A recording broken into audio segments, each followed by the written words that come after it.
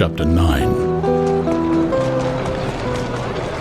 Nothing is more painful to the human mind than, after the feelings have been worked up by a quick succession of events, the dead calmness of inaction and certainty which follows and deprives the soul both of hope and fear. Justine died. She rested, and I was alive. The blood flowed freely in my veins, but a weight of despair and remorse pressed on my heart which nothing could remove.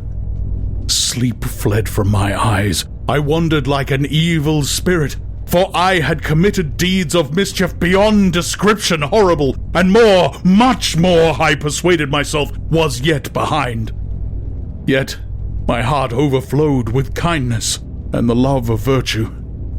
I had begun life with benevolent intentions, and thirsted for the moment when I should put them in practice, and made myself useful to my fellow beings. Now all was blasted. Instead of that serenity of conscience which allowed me to look back upon the past with self-satisfaction, and from thence to gather promise of new hopes, I was seized by remorse and the sense of guilt which hurried me away to a hell of intense tortures such as no language can describe.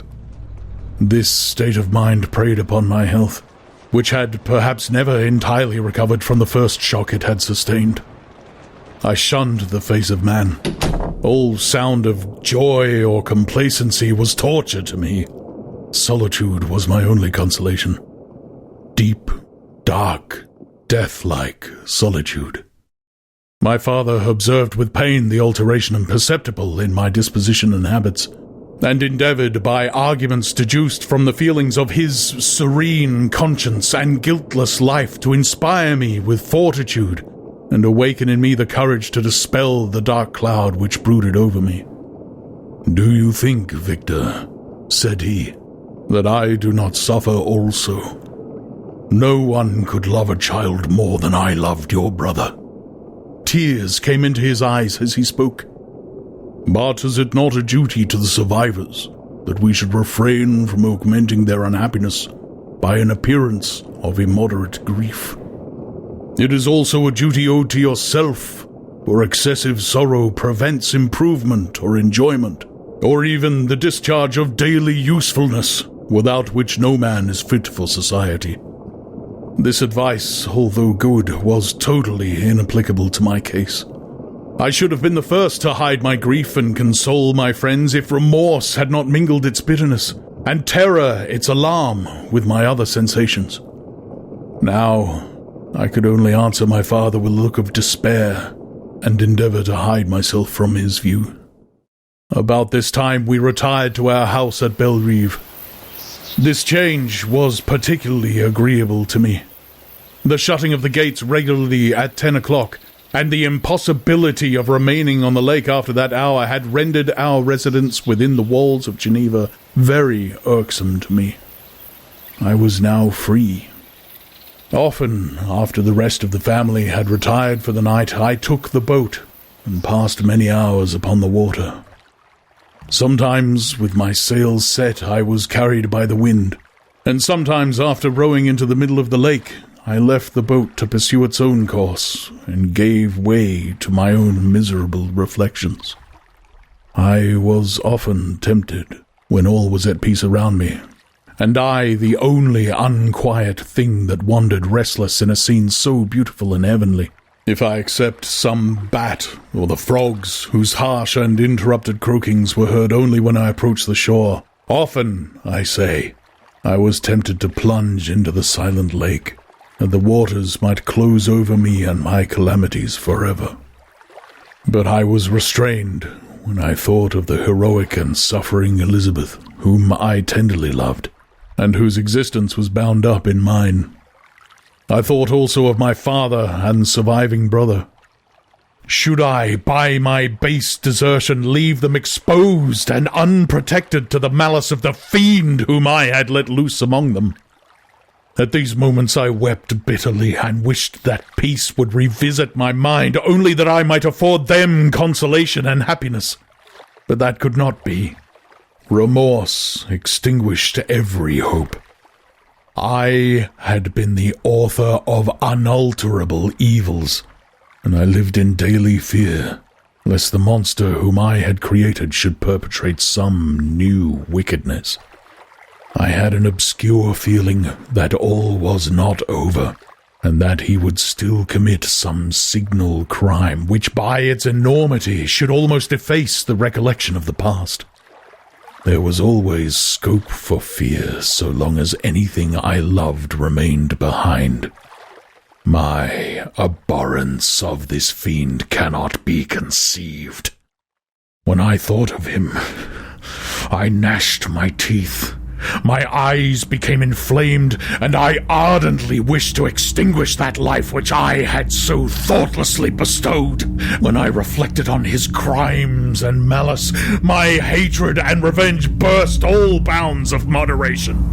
I would have made a pilgrimage to the highest peak of the Andes, could I, when there, have precipitated him to their base. I wished to see him again, that I might wreak the utmost extent of abhorrence on his head, and avenge the deaths of William and Justine. Our house was the house of mourning. My father's health was deeply shaken by the horror of the recent events. Elizabeth was sad and desponding. She no longer took delight in her ordinary occupations. All pleasure seemed to her sacrilege towards the dead. Eternal woe and tears, she then thought, was the just tribute she should pay to innocence so blasted and destroyed. She was no longer that happy creature who in earlier youth wandered with me on the banks of the lake and talked with ecstasy of our future prospects. The first of those sorrows which are sent to wean us from the earth had visited her, and its dimming influence quenched her dearest smiles. "When I reflect, my dear cousin," said she, "on the miserable death of Justine Moritz, I no longer see the world and its works as they before appeared to me. Before, I looked upon the accounts of vice and injustice that I read in books or heard from others as tales of ancient days or imaginary evils. At least they were remote and more familiar to reason than to the imagination. But now misery has come home, and men appear to me as monsters thirsting for each other's blood. Yet I am certainly unjust. Everybody believed that poor girl to be guilty, and if she could have committed the crime for which she suffered, assuredly she would have been the most depraved of human creatures. For the sake of a few jewels to have murdered the son of her benefactor and friend, a child whom she had nursed from its birth and appeared to love as if it had been her own. I could not consent to the death of any human being, but certainly I should have thought such a creature unfit to remain in the society of men. But she was innocent! I know! I feel she was innocent! You were of the same opinion, and that confirms me. Alas, Victor, when falsehood can look so like the truth, who can assure themselves of certain happiness? I feel as if I were walking on the edge of a precipice, towards which thousands are crowding and endeavouring to plunge me into the abyss. William and Justine were assassinated, and the murderer escapes. He walks about the world free and perhaps respected. But even if I were condemned to suffer on the scaffold for the same crimes, I would not change places with such a wretch." I listened through this discourse with the extremest agony. I, not indeed, but in effect, was the true murderer. Elizabeth read my anguish in my countenance, and kindly taking my hand, said, "My dearest friend, you must calm yourself. These events have affected me, God knows how deeply, but I am not so wretched as you are.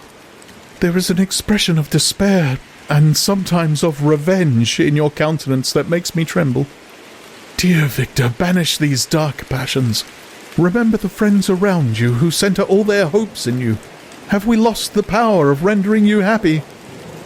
While we love, while we are true to each other here in this land of peace and beauty, your native country, we may reap every tranquil blessing. What can disturb our peace?" And could not such words from her whom I fondly prized before every other gift of fortune suffice to chase away the fiend that lurked in my heart? Even as she spoke, I drew near to her, as if in terror, lest at that very moment the destroyer had been near to rob me of her. Thus, not the tenderness of friendship, nor the beauty of earth nor of heaven could redeem my soul from woe. The very accents of love were ineffectual.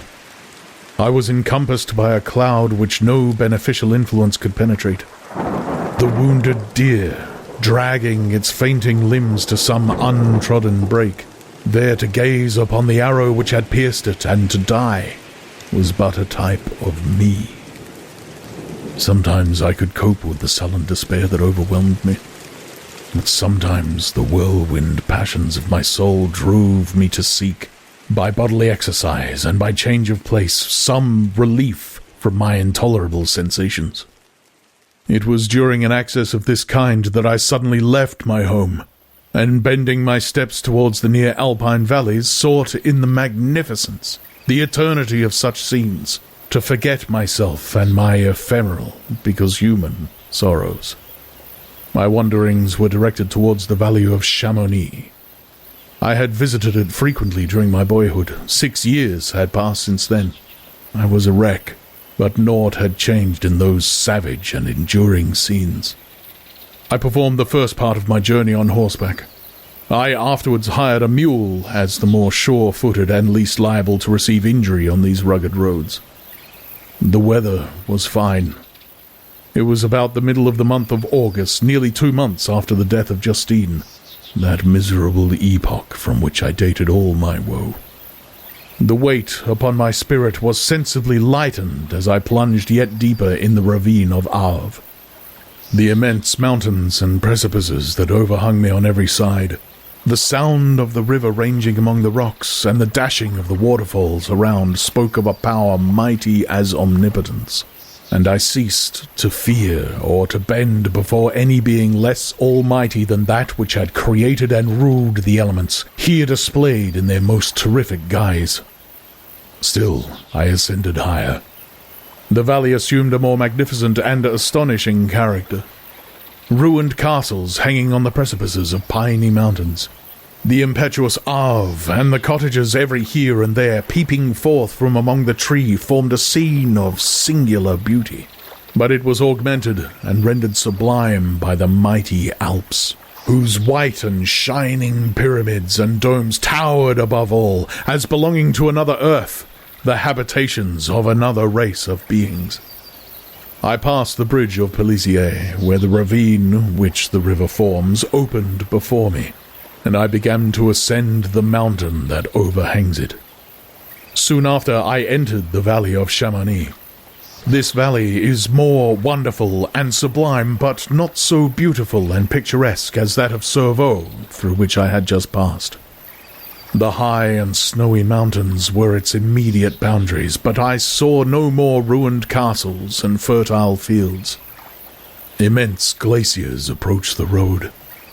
I heard the rumbling thunder of the falling avalanche and marked the smoke of its passage. Mont Blanc, the supreme and magnificent Mont Blanc, raised itself from the surrounding aiguilles, and its tremendous dome overlooked the valley. A tingling, long-lost sense of pleasure often came across me during this journey. Some turn in the road, some new object suddenly perceived and recognized reminded me of days gone by, and were associated with the light-hearted gaiety of boyhood. The very winds whispered in soothing accents, and maternal nature bade me weep no more. Then again the kindly influence ceased to act. I found myself fettered again to grief, and indulging in all the misery of reflection.